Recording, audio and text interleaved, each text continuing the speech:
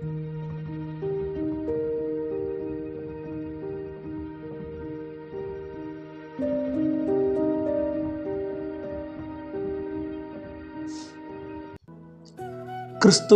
பிரியமானவர்களே, ஆண்டவரும் இரட்சகருமாகிய இயேசு கிறிஸ்துவின் நாமத்தினாலே உங்களுக்கு கிருபையும் சமாதானமும் உண்டாவதாக.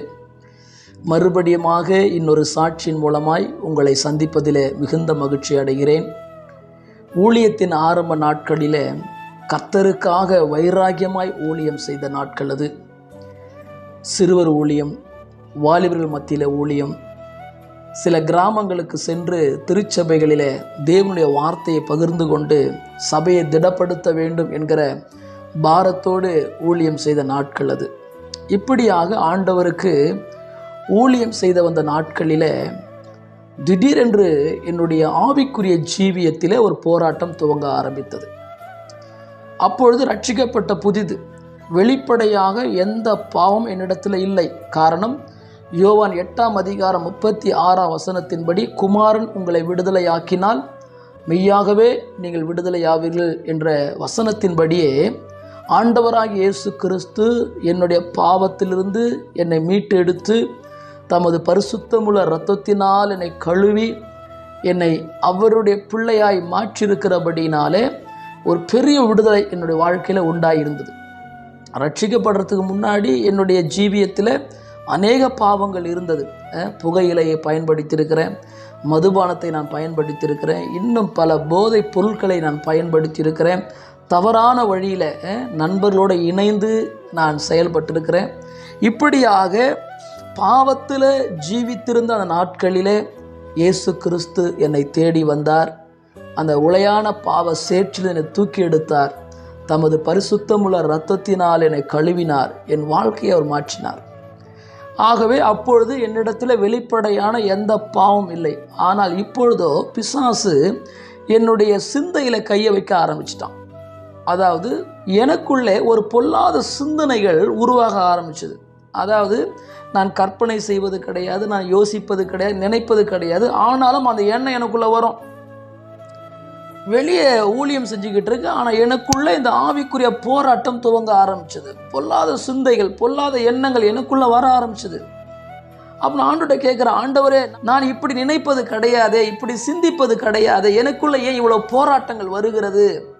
நான் உமக்கு ஊழியம் செய்து கொண்டிருக்கிறேன், உம்முடைய ஊழியக்காரன்பா, எனக்குள்ளே ஏன் இத்தனை போராட்டங்கள் என்று சொல்லி நான் ஜெபம் பண்ணிக்கிட்டு இருக்கேன்.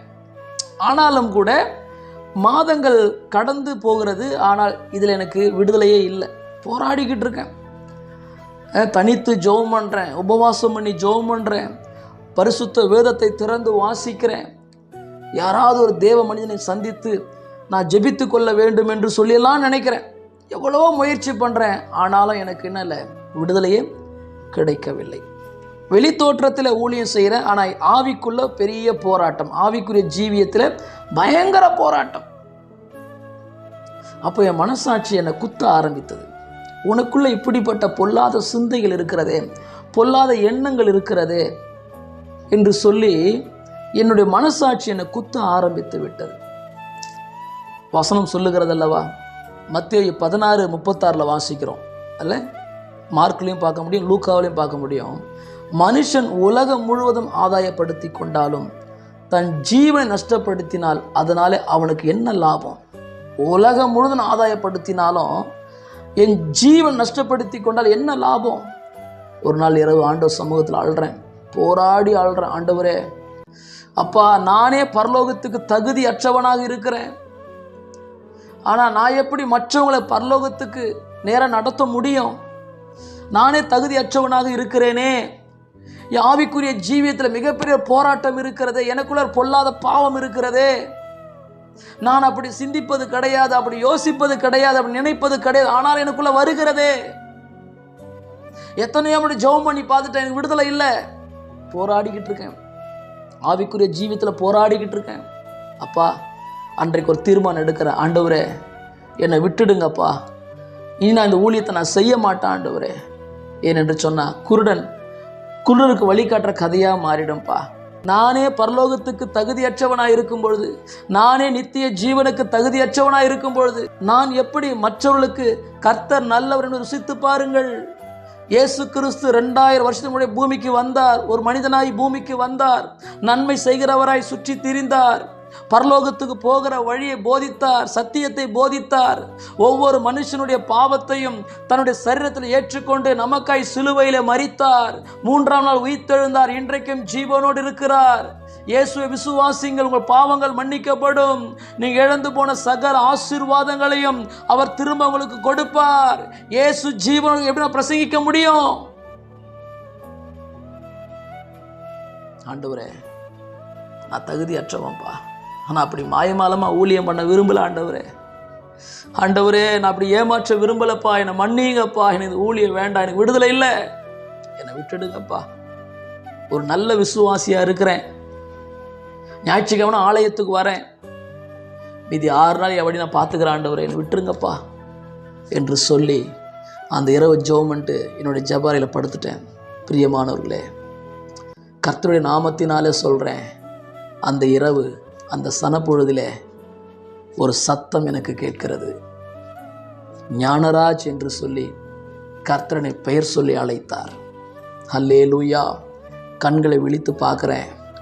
ஒரு தேவ பிரசன்னம் கடந்து போகிறது, ஒரு தேவ மகிமை கடந்து போகிறது.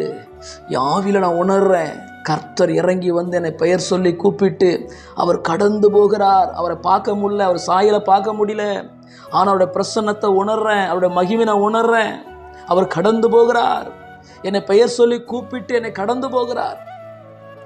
சில நிமிஷத்தில் என்னுடைய பலவீனங்கள் மாறினது, என்னுடைய போராட்டங்கள் நீங்கினது.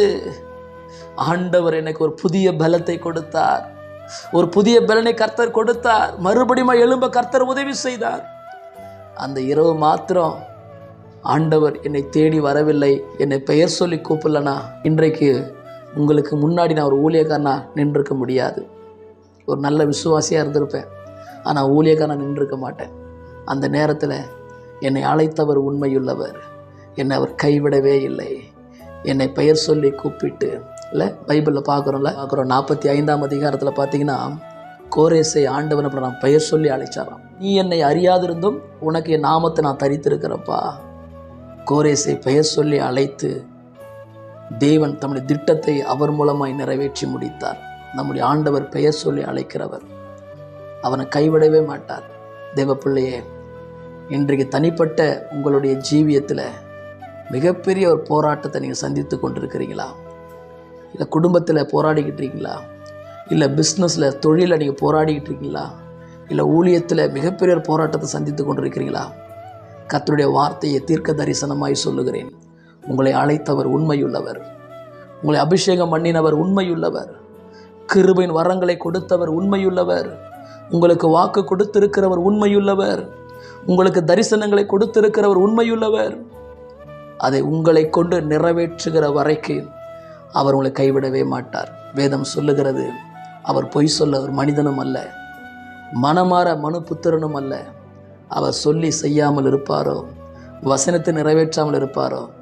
உங்களை அழைத்தவர், உங்களை கொண்டே அவர் தம்முடைய திட்டத்தை நிறைவேற்றி முடிப்பார்.